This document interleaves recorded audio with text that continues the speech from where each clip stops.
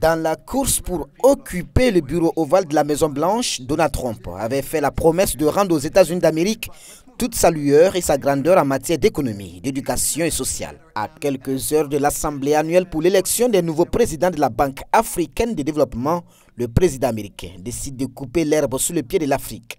La suppression de la contribution des États-Unis d'Amérique à la Banque africaine de développement et à son guichet concessionnel fait état de 555 millions de dollars, soit plus de 333 milliards de francs CFA. Une décision qui risque d'asphyxier de milliers de secteurs de développement sur le continent africain. La Banque africaine de développement, c'est l'instrument panafricain qui permet vraiment de construire vraiment les infrastructures des pays, surtout à faible revenu, qui accompagne beaucoup de projets dans le domaine de l'éducation, de la santé, de l'infrastructure, de l'extension rurale dans plusieurs pays à faible revenu en Afrique.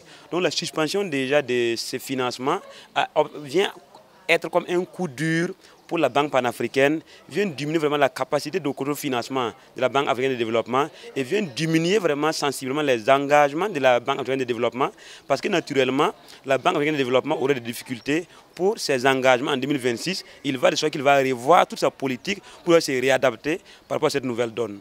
Cette coupe budgétaire intervient dans un contexte de réduction massive de l'aide étrangère américaine avec une diminution de 49 milliards de dollars affectant notamment les programmes de santé et d'infrastructure en Afrique.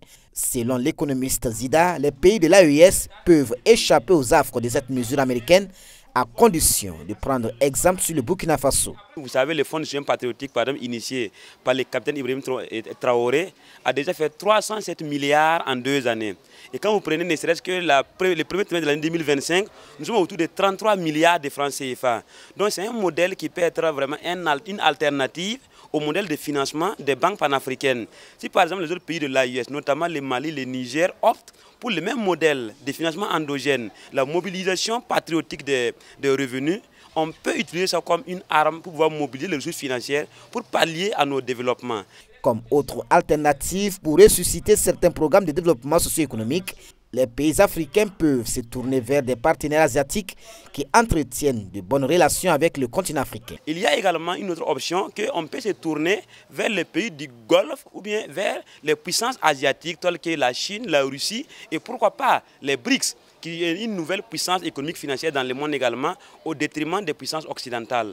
Donc pour moi, la suspension de ces financements au niveau de la BAD ne doit pas inquiéter l'AES parce que l'AES a déjà défini sa politique de mobilisation endogène des ressources qui est un levier essentiel pour pouvoir financer son développement.